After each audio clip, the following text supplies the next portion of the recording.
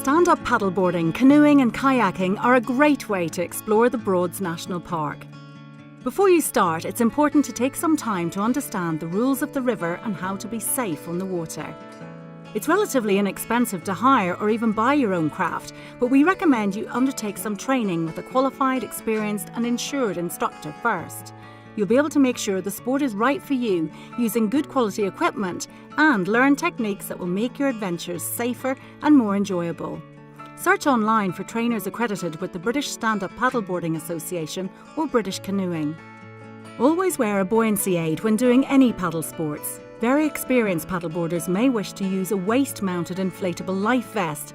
It's important that the buoyancy aid does not restrict your movement and fits correctly so that you can get back on your craft if you capsize from a canoe or a kayak or fall from a paddleboard. A registered school or qualified instructor will be able to advise what's most appropriate depending on your experience and where you plan to go. If you're using an inflatable board, canoe or kayak, always inspect it every time you set off and ensure that it is inflated to the manufacturer's recommended pressures. It is imperative that people undertaking stand-up paddleboarding always wear a leash that's appropriate to the environment and conditions they're paddling in. Leashes prevent your board from drifting away if you fall in. A leash which attaches at the ankle or just below the knee is normally sufficient, but if your experience level allows you to paddle in faster flowing tidal waters, then a waist-mounted leash with a quick release toggle is highly recommended. This makes it easier to detach yourself from the board if needed during an emergency. Check your leash for signs of perishing before you start. Before you set out, plan your route so you know how far you are going and how long it may take. There are several paddle trail routes available on the Visit the Broads website. Check tide times and the weather forecast so you are wearing appropriate clothing. You should always take a phone inside a waterproof pouch that is easily accessible. It will help you check your precise location and call for help in an emergency, which you should do by dialing 999 and asking for the Coast Guard.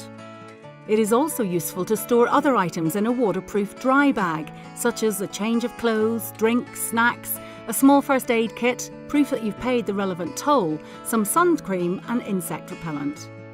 Try to paddle with other people when possible and always tell friends or family where you're going and how long you plan to be. If your route changes or if you're delayed, let someone know. Paddle sports can be tiring and you should be aware of your own ability. Avoid busy stretches of water if you're inexperienced. Consider how easy you'll find it to climb back into the craft or back onto a board after a capsize or fall, as it's not as easy as it may look. Please note that only very experienced paddleboarders should venture into fast-flowing or wind-affected water. Paddling in the more tidal waters of the lower reaches is not recommended unless you are fit and able.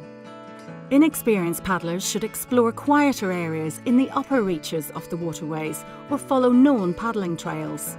Alternatively, you can book onto a guided tour or trail with a qualified instructor. Travel on the right-hand side of the river at all times, unless it is unsafe to do so. If you're in a group, please do not congregate with other paddlers in the middle of the river. You may find that sailing craft tack or zigzag across the river. Please give them adequate space to manoeuvre safely. Never try to pass in front of a sailing boat unless told to by the sailing boat skipper. Keep alert to other river users, such as larger powered boats, and make sure that you're aware of any potential hazards approaching from either direction. Try to anticipate where other boats are going. It's not always obvious if they're preparing to moor or turn around. Other river users should be looking out for you, but don't assume they have seen you. Do not deliberately capsize your board, canoe or kayak. If you capsize accidentally, try to remain calm and float on your back. Take a few moments to recover and let your body adjust to the water temperature. Stay with your vessel and move over to the shore if you can. Whilst most of the Broads is publicly accessible, some dikes and ditches are privately owned and do not have public right-of-way. Look out for signage to help you avoid trespassing.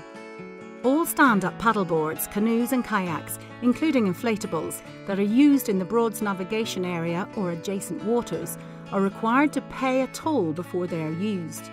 You can find more information about these on the Broads Authority website, as well as details of places you can get your craft in and out of the water. During warmer spells, you may see a blue-green coloured scum on the water.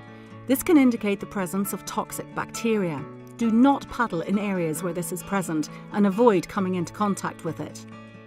If you start to feel unwell after taking part in paddle sports, please seek urgent medical advice.